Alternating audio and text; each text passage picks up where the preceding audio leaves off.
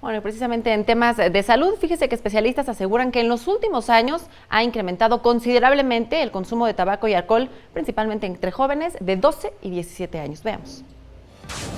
Advierte la UNAM que en México incrementó 205% el consumo de drogas entre mujeres en un periodo de 2011 a 2017.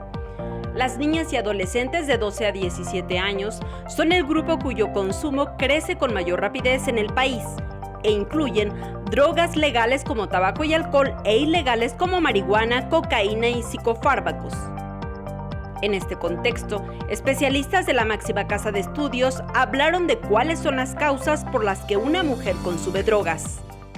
Baja autoestima, cuestiones relacionadas con violencia familiar, con acoso sexual, con cuestiones relacionadas con una familia disfuncional.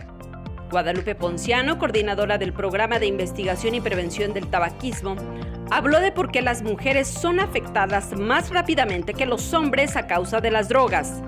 En cuanto al alcohol, mencionó: somos más susceptibles que los hombres. Con menos alcohol generamos un mayor daño a nivel hepático. Nuestro hígado es más susceptible a los efectos del alcohol que los hombres.